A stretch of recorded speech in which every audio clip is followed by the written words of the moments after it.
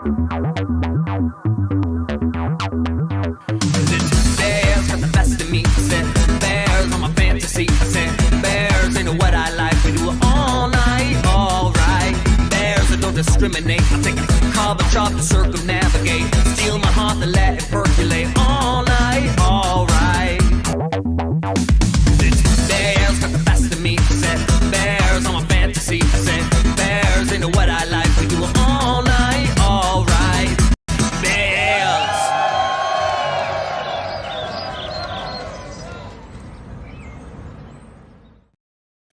Alrighty, guys, it's Wednesday. Time for another episode of your favorite podcast bears. Scott and Johnny are here with bears of a certain age. Johnny, how we doing, boss? I'm feeling good. I'm feeling the bite of pre-winter.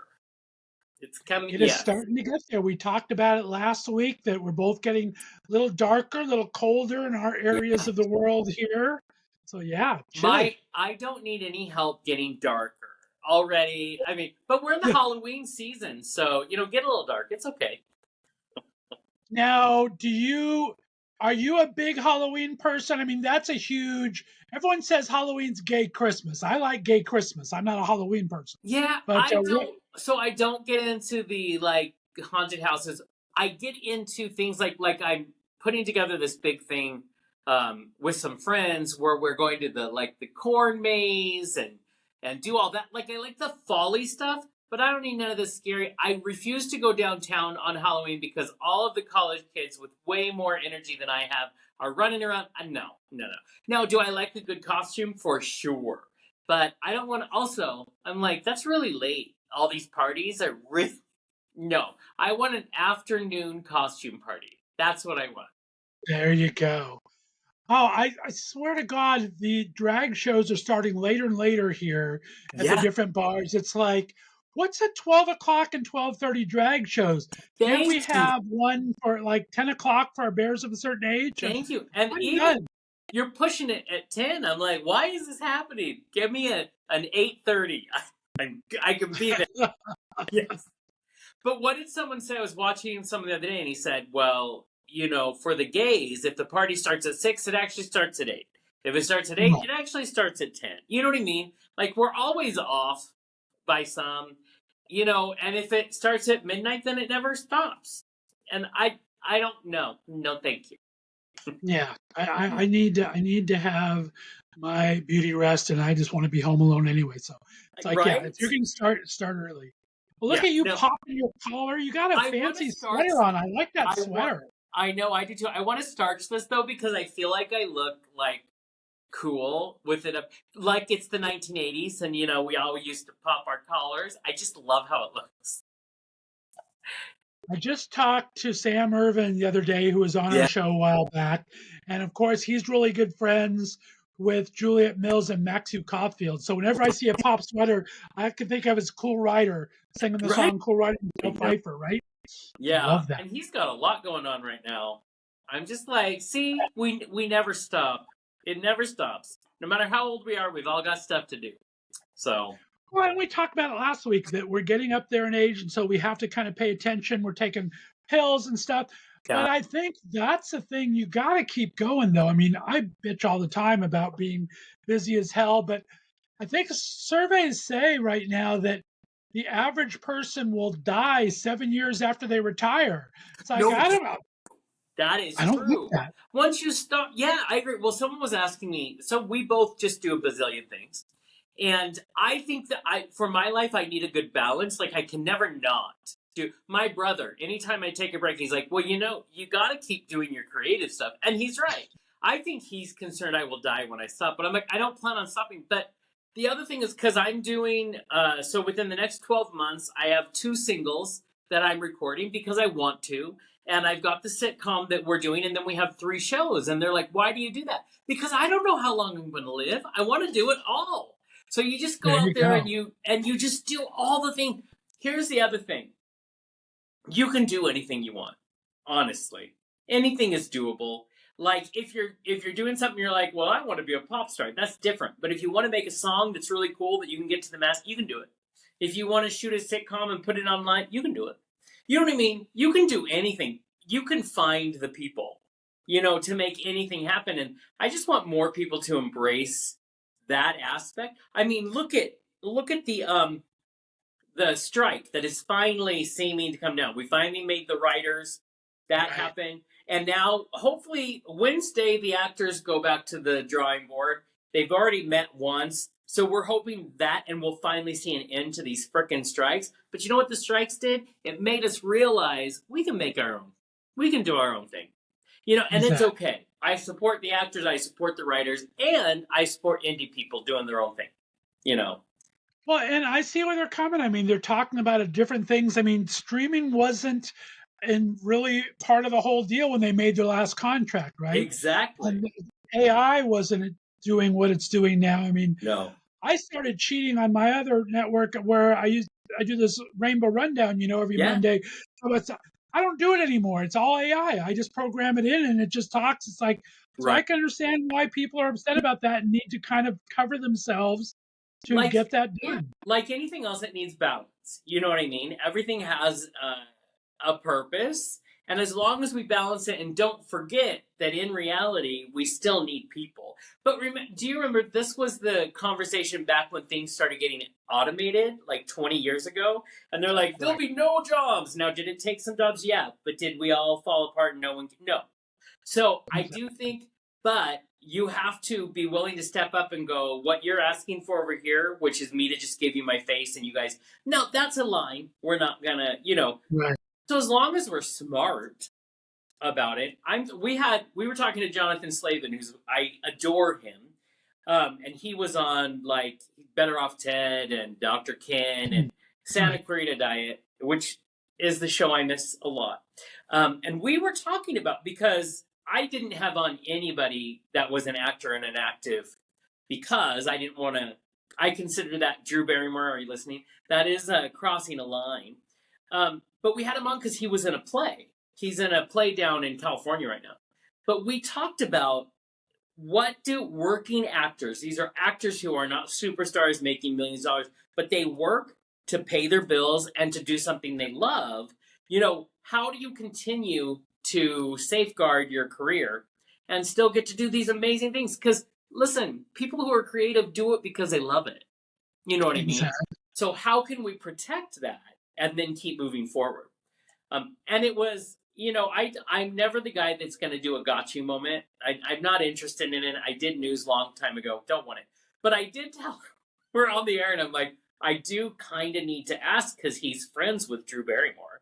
I'm like, I do sort of want to know what you think. And he told me that, he goes, that is a very awkward question. I'm like, so you're never going to speak to me again. But spill it. And luckily she had just announced, she had done 2 shows and said, oh, I get it now. I'm not going to do this anymore. So thank God she came to her senses. But, I mean, it was awkward. I mean, it's really bad. I felt really bad for her. Not bad because I didn't think she was wrong. I totally thought that she shouldn't have gone against the strike. Yeah. But how bad is it to say, okay, I'm going to go ahead and come back and everything, not even air your first episode, and then have to walk it all back? Yeah. And 8 days later, they settle a strike. I mean, you've blown your entire reputation. For no reason for 10 days. It's when horrible. she could have just held on, waited, like so many of them did. And I met her briefly way back in the day. She's very nice, and she's nice to her fans, and here's the thing, she's been famous since she was a little girl. So I think there's that part of her that's disconnected from reality. But I was still not happy with her. I was more mad at Ross Matthews because he should know better. He has not been and he's from really close to where I live right now. And I'm like, dude, first of all, you should have been a bug in her ear saying, we should wait. Second of all, come on. Like, how privileged do you have to be to not understand that people are losing health benefits and homes and everything? You know what I mean? So I was very disappointed in her, and I love her. And I was extremely disappointed in Ross Matthews. I feel the exact same way. I've had Dee Wallace Stone on my show a couple Mm, times. I've met her personally a couple times, she's and she's adorable. always had great things to say. Give me some good stories with Yeah, through. I've never met her personally either, but I've always really admired her and looked up to her. yeah, And this just kind of she lost all of her credibility that she's yeah, gained all these years. I mean, she yeah, went through the time of going through all the drugs and all yep, that, and reclaimed her fame and kind of yep. came to herself. And this talk show was fantastic for her, and then she blows it all on a 10-day Yeah, whole. and I'm like, well, none of us believe you need the money so bad. You know what I mean? None of us are thinking that, oh, you're hurting, so Right, you need to do this. It was an unfortunate thing. I'm willing to forgive, right. but it was a bad move, and that will always stay with a lot of us. We Oh, will it's going to be always. asterisk. She's going to have the asterisks by her forever for that. Oh yeah, yeah. And like you were talking about when we first started, though, about tribe and sticking together and everything. I don't know if you listened to it, but I listened to Strike Force 5, which was John Oliver and Jimmy Fallon and Oof. Jimmy Kimmel and Steve Colbert all grouped together to do Strike Force 5, and they put on a podcast for 12 episodes, and all the proceeds went to their staff because the Oh wow, staff was out of work for this time. They made 12 episodes. Ryan Reynolds got behind him and sponsored the whole thing, nice, gave his entire gave each one of their 5 staffs free mobile phones for a nice, year, paid them $1 jillion to promote his gin and his Mint Mobile on it. right? It's like you talk about ingenuity. That's an ingenious way to help pay for your True. staff, be able to keep your skills up. What if she would have gone with Kelly Clarkson and got the daytime together and did Uh, sign off the that would air have been amazing. like And that? It would have been let's amazing. like I love all those guys, but let's be honest, that was a smart move on Jimmy Fallon's part because he's in so much hot water right now.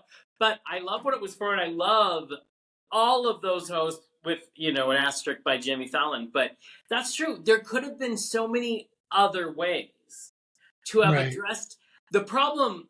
And I always tell the story, which is when you're outside, when you've never been to Hollywood, and you like for years, all I did was interview these people. I had not been down there, so you have a certain way of looking at it. And then when I moved down there, and then I got to meet these people in real life, and then I talk all about the first time I went through cancel season, which is in May when the networks decide what is not going to get picked up again, and to see what it does to actors who first of all liked the job, second of all needed the job, and now it's taken from them. You see things differently, and you start going, oh, these are real ass people who just happen to do a cool job, and they have got to push through this. You know what I mean? I mean, there's a lot of these Right. people. Jonathan Slavin will say it. He doesn't have a mansion. He's in a house that he has to pay the bills for. He has so many rescue animals in his house because he'll rescue all animals. He got paid for that. You know what I mean? His husband and Right. him are in the industry. It affects them both. So we just don't think about the reality. We also don't think about that even if we've seen someone's face on a number of shows, it doesn't mean they're making a lot of money. You know what I Oh, mean? really? If they're Yeah, really. lucky, but it's a small percentage that do. And the way it works, I mean, not to get too deep in the weeds, but you and I do a lot of entertainment reporting and everything and Yeah. speak with people, but they have to make, just for them to keep healthcare, they have to have so many hours a year And it's a on lot it. of And hours. you see them in these guest spots where they're really on camera Yeah. for sometimes they get credit for this entire hour, sometimes they get credit for the 10 Yeah. minutes they're on the air, Well, and they have to get so many hours to get their health care. and it has to be hours that are eligible for SAG-AFTRA. So and a lot of these actors can't do other work unless they get written permission to do Right. that. So there's so many pieces, and it costs a good amount of money to be part of the union. So yeah, there's a lot of ins and outs that we don't need to know, or want to know, but we need to understand that our favorite people are people. You know what I mean? Right. Carrie Fisher, I We just both finished. had Jason Gaffney, who's a fantastic director and writer and Love him. actor. And he was a strike force captain for this entire time. Has done Yes. such a great job of rallying his Yeah. fellow actors and writers and everything. But he's not rich by any means, and him and his husband just are trying to get by like everyone Yeah. else, right? And Yeah. it's just They a produce real their own thing. stuff. They want to do. I just finished the last book Carrie Fisher wrote before she passed away. And she talks in it about how she calls it the day she realized she needed to hit the pole, which for her means she had to go sell autographs at a Comic-Con, which she said she would never do. And when she realized, oh, I can't be above this. I love my fans. I've got to make money. Because she goes, I know a lot of people see me and think, oh, well, I'm Carrie Fisher. I must have a mansion and a ton of... That's not how it works. You know what I mean? So she, had to become a writer when she was younger. She had to start being a script doctor. And she had to start, doing a lap dance, as she calls it, which is go to these shows and sign autographs and, and just go with whatever that means, which sometimes meant a child would come up and her parents had told her she was going to meet Princess Leia. And then that child sees Princess Leia and cries because that's not the Princess Leia she wants to meet. She goes, I tried to apologize for getting older, but this is just how it is, We kid. talked about one of our favorite shows is Schitt's Creek, right? And that was one of my favorite episodes. When Maura goes to, I mean, she's just beside herself, not wanting to go to this convention, and she sees one of her old soap persons there. It says, honey, that's what paid for the South of France villa or something. Exactly. It's like, you do what you need to do. Yes, being an artist is not always glamorous. I mean, I know we make it look like it is, but... There you go. Yeah, even Kurt's over here. I mean, he knows. He's like, I look so young. But it's important. Well, and we talk about, like I said, if you're creative and you want to do something, do it. I talk about it all the time on my other show. One of my first questions I ask every new guest is, where do you think you first found and I ask LGBTQ tribe, but it's true for anything. If you're interested in something, find your tribe. Find people who love to create music. Find people who love to create film. Find people that love to draw, like people that love to write. Find your tribe, and you never have to stop creating. You can do whatever you want to do, whenever you want to do.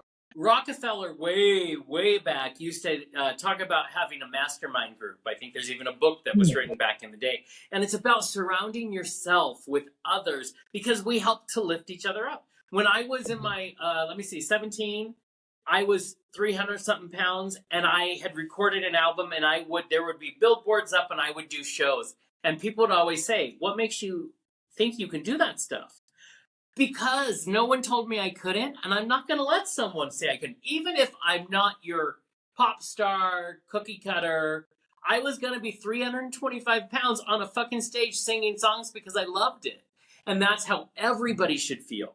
Everybody should feel, and I want them to feel it until they're 103. You know what I mean? It's why, I'm known as a cheerleader because that's important. We're doing a new campaign called Celebrate You. And it's all about people creating. I'm filming the first one, and then we're having people create. How would you celebrate you? What is it about you love so much that it gives you joy? Let's fucking talk about it. And I don't care how old you are. I don't care any of it. We need to start doing those things because, a little secret, Hollywood isn't going to do that for you. You know what I mean? And I love so many things in Hollywood, but it is not built to celebrate the average human. That's not their thing. Well, and just outside of Hollywood, that's what our show is all about. We're here to celebrate you, celebrate bears of a certain age, right? Do what makes you feel good. Find your tribe. Yeah. Get out with other people. It's funny for me to say put yourself out there because I live to stay at home. But put yourself out there and do what you enjoy doing. If you love any kind of creative pursuit, do it. If you love reading, if you're a great reader, you should have the best library in the world behind you. Exactly. Go to the library and just spend time at your local library and have fun with it. And here's the thing, even with people who want to stay home, if you find something you enjoy, doing that like once a month, it won't feel like you're having to put out so much out of your comfort zone because you enjoy it. Now I get it. You don't want to do it every day of the month, but Right. you can give yourself,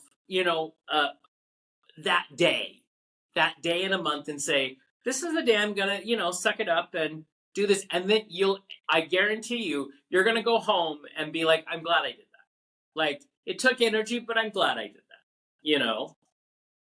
I've been trying to do that on the weekends because, I mean, you and I are so busy during the week doing so many things. I mean, and Yeah. I don't even have a real job. I work maybe 48 hours a week Yeah. for my employer. So the rest of the time, I'm doing all this stuff for our different shows and trying to book guests. But weekends are becoming my time now. When I want to Yeah. go for a hike somewhere, I want Yeah. to drive to the beach, whatever I want to do. We need to start taking time for ourselves. And even Yeah. if it's only that one day a week, if it's only Saturdays, if it's only Thank Sundays for you. 4 hours, take your time and do it. I mean, live for yourself, Yeah. have some fun, and get it done. I have a counselor because let me tell you, I've got to keep the mental health going. But I have a beautiful counselor. She knows how to put up with my bullshit, which I need because I got a lot of it. But she says to me all the time, take Sunday. And if you can make Sunday the day that is just you, no matter what you do, is just you, which doesn't always work in the schedule. But Yeah. I do try to make sure there's 1 or 2 Sundays in a month that I don't do much on the phone. It's because you're right. It's important. And honestly, more young people need to learn to give themselves back some time. But, in this culture, we go, and then we hit a certain age and we're like, okay, maybe I need a little. You should learn that self-care, very important. You know what I mean? And it doesn't even, like you said, it's self-care. You don't do it with other people. One of my Yeah. favorite things, I don't do it as much anymore, but every Sunday I used to go buy a newspaper, go to breakfast, and just take my time and be with myself, read the Yeah. paper, have a nice breakfast, drink a little coffee, and just have me time. I didn't have to go. I love going to my Sunday brunch, but Yeah. I enjoyed just as much being just by myself and reading the paper and relaxing. So you don't have to I be. had someone ask me the other day if because a lot of people don't like to do it, but if I would ever go to lunch alone or if I would ever go to a movie alone. And I had to laugh because I'm like, is that an issue? Because yes, I've done both and I'm fine with both. I don't think it has any bearing on my self-worth. I think sometimes it's important. You know how to do something creative like go to a movie on your own and just there's something so rejuvenating about that. My favorite thing is go to a coffee shop, just me, myself, and sometimes a book. And I think that's okay. It doesn't mean you're not desirable as a friend. It means right now I'm going to be my friend. And so, but some people are too embarrassed. They would never go to a I was movie alone. surprised because I go to the movies a lot by myself. Different reason. I was in the restaurant business forever, and I'm a cheap ass bastard. So I would work nights in restaurants, but during the day I'd go to a matinee. For Yeah, back in the day, it was $5 to $8, I and go know. see a great movie. And I wouldn't mind going by myself at all. I had a great time, and Exactly. I I, don't have I to was discuss it surprised how with many someone. people were shocked. You go to the movies by yourself? It's like, Isn't yeah, it's cheap. there's I have a good time, and yeah. I get to enjoy my passion, which is entertainment. Exactly. And there's something I mean everybody should, if you're not that person, try it once. Let me know what you think. How it went, but there's just something wonderful about it. You know what I mean? So Right. I love doing it. My dream, so sometimes I daydream like all the time. And I was thinking, what if I had an assistant because everything was going well? And because I was thinking about, like I would want them to get me coffee all the time. So I would probably have to create an account because I don't want them to have access to all my money. So all the money I don't have. But I would create an account and it would have to have coffee money in it and movie money. And then I would just have them buy the stuff for me and then I would go do it. I would drink the coffee or go to the movie. But I would have a card and that's all that account is for. It's for these things. It would be a dream. A dream. Yeah. I just set it up on my website, and we'll have to maybe set it up for bears here. I found this new thing called Buy Me a Coffee, Yes. and I put it on my Instagram and on my website. And people can go there, buy me a coffee for $5, It helps pay for the website hosting and things like that. And you and I love our coffees, right? Yes. And And so you just got Kurt's face just lit right up. He's like, that's a great idea. I saw that you did that because you also did your new the coffee. coffee time. Yeah. So, and I love that. I didn't realize it was an actual thing. So now my life has just begun again, and I'm getting in it. It's an actual thing. If you go to my Instagram and you go to the little link tree or whatever, Yeah. there's buy me a coffee. You can press it, or it's right in the very front of my website. And it's really simple. People don't have to sign up for anything. Yeah. They just hit buy me a cup of coffee. They can choose 1 cup. They can choose a weekly cup, and then they don't have to sign up. They just put their credit card and they're good to go. It's brilliant. That is brilliant. Also, I've had everybody 6 knows. people buy me a cup of coffee so far. I love it. And it seems like the littlest thing to ask people. Well, you know what's interesting to me? You know, there's that Cash App, and I'll watch a lot of these drag shows and drag talk or little podcasts, and people tip them. They give them money on Cash App. So this is just our version.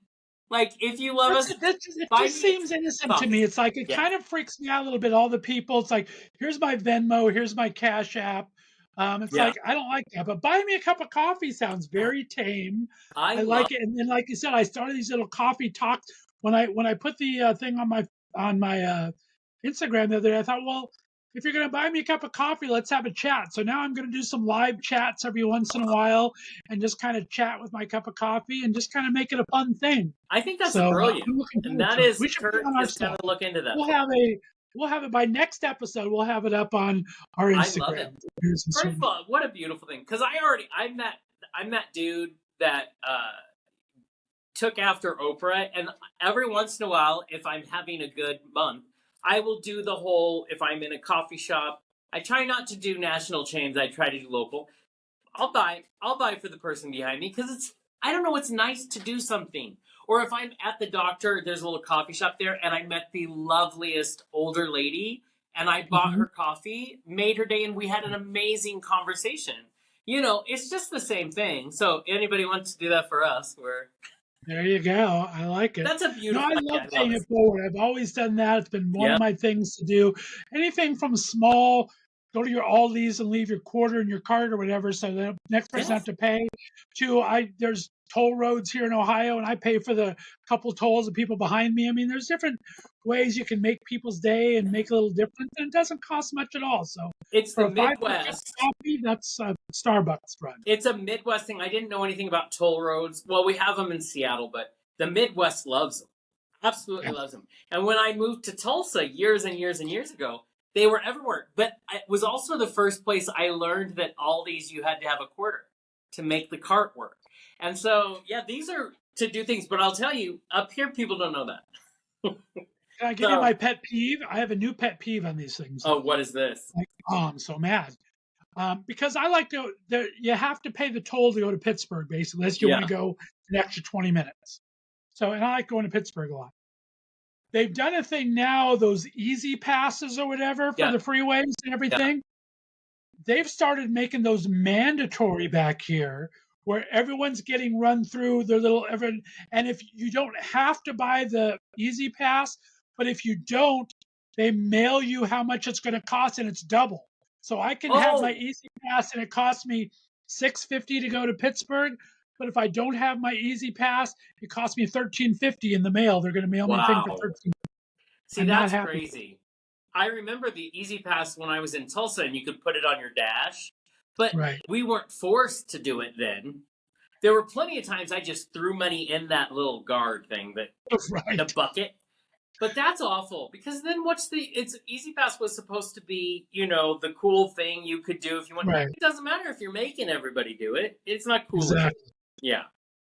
Yeah, see, whatever it takes to get a buck is basically how the world works. There you go. Yeah. And it's like, and I've always thought, I'm obviously a toll booth worker is not the most glamorous job in the world, but it's a job, right? Yep. I mean, you're up in Washington and Oregon. Oregon mandated you had service station attendants pump your gas for you forever. You're not allowed. Remember when I lived there, they got rid of that like very recently. Very recently. And that's a lot of people out of work. basically. Yeah. So, But I will tell you, every time I went to Oregon, it was confusing. It's because you don't think about it, and so they got very mad at you if you got out to pump your own gas. So, see, I had the opposite happen to me though, because I lived in Oregon, right? yeah, So I lived in Oregon for 4 years, and I would go over to Washington that doesn't have it because Vancouver's just right over the thing there. I sat in my car for 15 minutes one time waiting for someone just to come pump my damn that's gas because I was used to everyone automatically coming out. so So I'm just sitting there, and no one came to pump my that is gas. yeah. I was so confused. It's I'm horrible. sad that they don't have it anymore. I mean, it was plus it was so Oregon. I mean, that was the Oregoniest Oregon thing you could do was to have that thing. Because my sister lives just outside of Portland, so we would always be going through there. But yeah, so it's sad, and I'm sure how many people who've lived there their whole lives are still getting used to it. That right. They're I still lived there for sitting at the 4 gas. years, and I got used to it. Just in my 4 years I Yeah, was there. yeah. There's some older people who've been sitting at the gas pump for months, just waiting. We talked about last week that Oregon or Portland's supposed to be one of the best gay cities for gay seniors to live Yeah, in, it is. and And listen, if they can get crime under control, I 100% because it's a beautiful city. I love the culture down there. I love You it. know, I mean, I know it's the same. Like in Austin, they have the same thing where it's keep Austin weird, keep Portland weird, but it fits Portland so well that I love. Portland was one of my favorite cities to live in. I lived there for 4 years. I Wow. loved every second of it. It's the best laid out city that I've ever been Yeah, to in my life. It's almost impossible to get lost there once you figure yeah. out the way it is. I mean, I loved it. Well, it was. I feel like it was mapped out for people who ride bikes and for pedestrians, which is how we should map out most cities. Right. You know, LA was mapped out for cars, for the car companies, so it's not very pedestrian friendly. Exactly. Yeah. For those who haven't been to Portland, you have the main river that runs through town one way, and that separates your east and west. Then you have this main drag called Burnside Road that separates north and south, and everything starts right in that river Right. there in Burnside, and it goes out Yeah. sequentially. So if you're going to 10675 northeast such and such, you're going Right. 106 blocks to the northeast section Yeah. of the city, and I Well, love that. I love cities that start building off a grid. New York, of course, is very well known for that. It's helpful for everybody if they do it. And then you have listen. I live in Spokane, and we're not known for our city planners at all. Like Pittsburgh is in circles, and they call them loops. There's the green loop, the blue loop. Everything's a circle. So I'm bad with directions anyway. I mean, I don't know about you because you've moved around a lot too, but since I lived my first 29 years in California, north, south, east, and west is always the mountains. The other, yeah, not the mountains. I don't know north, south, east, and west any place else I go besides California exactly. because there's no mountains, there's no landmarks that get Yeah. me there. And so the loop in Pittsburgh, I never know what direction I'm going. Exactly. That's how it was when I grew up in Colorado. That's how we knew things. And then we moved, and like in Tulsa, it's flat. Like I can see Washington. Wow. You know, it's so flat. Yeah, without those kinds of guides, no. And my friends tease me and say I can get lost in my own house, and it's true. So it's very difficult if you don't have things. And I don't know about you, but if I need to give someone directions, I give them directions based on like fast food restaurants or grocery stores because it's one we're all going to know. You know what I mean? I am known for my sense of getting places. Once I've been someplace, I never forget how to get there. Yeah. So that is good. But I am the same way as don't ask me how to get you there unless turn right at the third McDonald's, Exactly. turn left at the red this. It's like I don't know street numbers or names or anything. I have landmarks to get places. Thank God for GPS. I could never drive a taxi otherwise. You know, it's too complicated. So I have such respect for the people who started like doing taxis before there was GPS because I don't know how that works. Yeah. I am horrible. If they change a landmark, I mean, I don't know if I've talked about it on this show or not. I talked about my show, but we used to go as a kid living in Southern California. Me and my buddies would all go Christmas caroling in Beverly Hills. Every Oh wow. Christmas, we'd Yeah. go Christmas caroling in Beverly Hills. We'd dress up to the nines, get our little candles, and we'd Yeah. go to all the fancy houses in Beverly Hills and go Christmas caroling. Yeah. And sometimes people let us in. But one of the places we went to was Lucille Ball's house. We would Oh. go. Lucille Ball and Agnes Moorehead lived on the same street. Huh. And so Love. we would always hit that street, and we hit Lucille Ball. Lucille Ball was home 2 times. Wow. But when I went back there, after I moved away and went back there, the people that had bought Lucille Ball's house totally redid the facade. And I couldn't Wow. find the house. I drove by it 3 times, and I couldn't find Lucille Ball's house because it totally looked different than it did when I used to Right? go there. Isn't that It was crazy? weird. And listen, if you've never been to Beverly Hills, it's a whole other world. It is Big time. crazy. Yeah. I worked in Westwood, which is just north. My no, favorite south city, of Beverly yes. Hills. Yeah. And so they're fancy, but it still had nothing on. But I remember the Beverly Hills people because that was when I was down there, it was right when the scooters, the Lime scooters were taking over. Right. Beverly Hills made a city ordinance. You couldn't ride them. So you could ride to the city line, then you'd have to put that away, and then walk or get a bus. And then it was great. They were so mad about those Lime scooters. Yeah. But yeah, there's something so everywhere we live, I think, it's fun to experience the place where you live. That's why I always try to encourage people, get out there. I don't care how small your town is. I don't care how many times you say, there's nothing to do in my town. There's always something to do. There's always something to do in someone. So, get out there. Exactly. That's all And like I said, there's so much fun things to do that. I love to explore. We talked about earlier, I'm a Christmas gay. I love Christmas lights. Yeah. I will drive miles around to find a nice Christmas light city or neighborhoods that do that. I love that kind of See, stuff. that's fun. See, we're going to have an interesting show. I'm excited for it because you and Kurt are a lot alike in the movies and you like those holiday things. Me, I hate them with a passion. So Really? I am definitely Scrooge when it comes all of it. So I'm excited to have these shows about the holidays, which honestly, I would be okay if there weren't the holiday season. I'd be okay with it. You are going to get so sick of me and Kurt then. I swear every Saturday and Sunday I record both of my Christmas from November on. I'm not that crazy about having to watch Candice Bure do her little Thanksgiving and Christmas thing. Well, she has her own network now. You don't have to watch it. You can stick to Hallmark. It's fine. Yeah. I got the racist. I don't know if I could say this. I'm going to say a little dirt that I might get in trouble for. Oh, I want to know. We'll see. I had Sam Irvin on, I told you the other day, right? And Sam directs Christmas movies, which I absolutely love. And he's done a couple with Jodie Sweetin. And these aren't Christmas movies. He does the dramas too, for like Hallmark and for he does some throws for things. Well, he couldn't talk about some of the movies because they were these two that Jodie Sweetin was starring in. She didn't want them to go to Candice Bure's network, that Great American Network or something. I guess there's all this behind the scene drama, and I know nothing of what it is, so I'm sorry. I don't know anything. I'm not giving anything. I just know there's drama somewhere. Yes. We all knew when they rebooted Full House that there was, in the beginning, there was some tension because, of course, Candice was the executive producer, but you can't do it without the kids. So Jodie Sweetin had to be on there. And there was, and she's a little more gritty. If between the two of them, So, I love a good. Sam wouldn't tell me anything, but he just told. But I said I can't mention this because I talked. There's a couple of movies I want to talk about. I can't mention this movie. It's like that just gave me way more respect for Jodie Sweetin. That's right. Don't put it on her ridiculous racist network, homophobic crap. Yeah, because that's when I was researching these movies. It said Jodie Sweetin. That's how Sam wouldn't talk about it, but it said right in the little articles I was researching that she would not.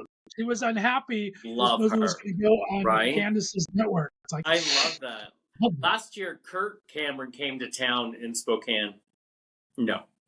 I'm like, not in my town. But I love that. Yeah, and listen, Debbie Gibson did a Hallmark movie, the only one I would ever watch, because Debbie Gibson was my girl back when I was a 12-year-old. I loved her. So, but other than that, I can't do it. I just can't. Wouldn't that be the greatest guest to have her and Tiffany on together? Oh my I God. would die. I would That would be die. so much fun. Because, they're both touring again. So, That's my dream guest right now. I mean, not them, but when I think about them, but my big dream guest right now is all the Lawrence brothers, oh, Joey and yeah. Matthew. And They have their I own want, podcast now, too. I it's love them. amazing. It's so good. Yeah. It's so good. I love watching their TikTok videos. They're just so funny. And yeah, they're a good crew. Also, for people of our generation, the NSYNC is finally reuniting. I And that's know. freaking crazy, and I would love that. I did back in the day get to see NKOTBSB, so Backstreet Boys and New Kids, and that show was crazy. I loved it. Yeah. So see, we need our crew back. We need these things. Yeah. I kind of had an in to Lance Bass back in the day, and I just never pursued it. But but I mean, we're not the Hollywood gays, and of course he owns that club in Hollywood and everything. Yep. So, well, I just saw today, and I need to watch the episode. But I sometimes watch Hot Ones, which is the Wings, and NSYNC just did it, and I love they were doing outtakes. And this is my favorite thing. They're all in their 40s now. And they were talking, so they were showing what they had to do after and before. And it's shots of Pepto-Bismol and take the tubs and they were saying, listen, we ain't young. Our stomachs can't do this. And I freaking loved how real they were. They all look great. I have no doubt their show is going to be freaking crazy amazing. But I loved it. I'm like, thank you for being real. You know what I mean? So it was even Timberlake, who has probably arguably the most relevant career still happening. And he's just like, listen, I need that Pepto-Bismol now. And I'm like, see, we need to be able to be those things. So I love them. Love them. I had one of my favorite guests back yesterday. They'll come up early. Jenna Ushkowitz from Glee was back on the show. It's her third time on the show. I love her. She is the nicest person in the world. But she did that secret celebrity drag race with RuPaul, right? She was one of the contestants last year. Her and Kevin McHale, who she does a podcast with, they were both on it. Yeah. And she was 8 months pregnant doing this super secret celebrity drag race. Had to get up in all this makeup and everything, and 8 months, do the dancing and everything these queens do. And she's always been a huge ally. I've never been more appreciative of these queens in all my life. But, it was so much fun. I love the people who have touched celebrity and still are cool. Like Joel McHale is one of my favorite comedians. He's also the nicest person you will ever meet. He's also 80 feet tall. I was on a flight with him once, and he always flies through Burbank. He's so tall, but he was helping out all the short people, me one of them, getting your bags out of the top. I mean, he was just the coolest. I love celebrities who can be cool. You know what I mean? Exactly. Yeah. I love Joel. I mean, I think he's just amazing. He does a cooking show that I like to see when he guests on Masked Singer and everything. Right. It seems like he'd be very cool. So he's also very handsome. I'm sure his wife appreciates it, but I appreciate it too. Exactly. Appreciate from afar. Yes. We got to start wrapping up here. Anything else we have to go over? What's happening on Queer Centric? Anything exciting coming up? What isn't happening? We're about to do a roundtable because we have our own book club. And so we're about to do Boy Slut on a roundtable. We have lots of different pieces of the LGBTQ alphabet soup. And so we're coming together. Everybody's read the book. And I want to talk about, so we're going to talk about that book and what it's like to be free with our sexuality, especially in reading this book. So I'm excited for that. We have a new author, a queer author named Matthew Pippin, who's coming on, and he has a brand new book that's coming out in October. So a lot of fun, but most important is we're doing the video shoot with 2 lovely models and a whole team to make me look good. So we're doing that, and then we're doing our holiday shoot in November because we do the 12 days of Christmas, and so that's it's going to be I'm just telling people it's going to be fun. Half naked people, body positivity. We have women, we have men. There might be pieces that are in a sex dungeon. I don't know. I'm just saying. I love that. What do you do for your 12 days of Christmas? What was that? What do you guys do for your 12 days of Christmas? Well, it depends. Last year we did a photo shoot, and we would release one photo for each of the 12 days. But I think we released like 20 photos. But and then people could get them. We had like 8x10s made, and people went crazy. They loved the shoot, and it was all about body positivity. It was me, the bear, and a very hot six-pack man who I adore, John.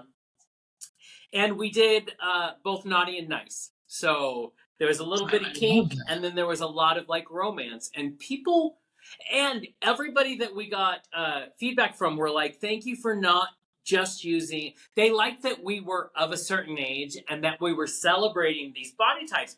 I had, my most surprising fans were middle-aged heterosexual women.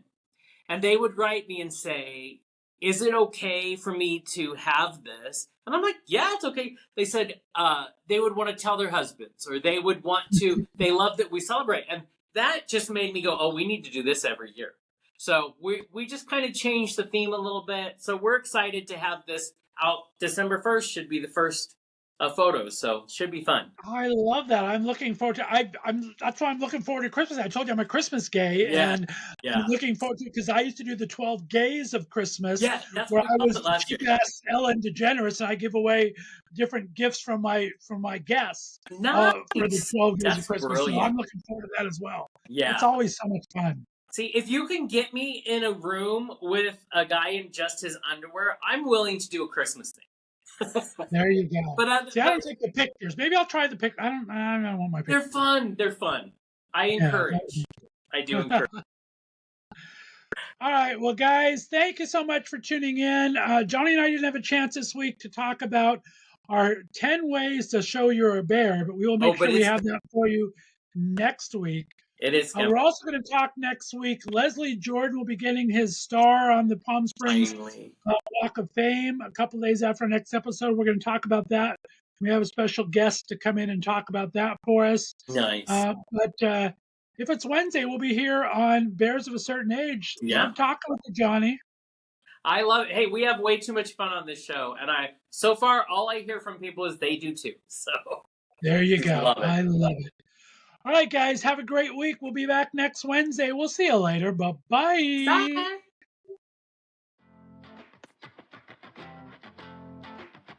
Hey, guys, it's Scott from Bears of a Certain Age. Surplus is here, the new gay dating app exclusively for us mature men. Jonny and I are excited to have them as our premier community brand partner right here on Bears of a Certain Age. On the Surplus app, where older is always bolder, available now on both Apple and Android phones.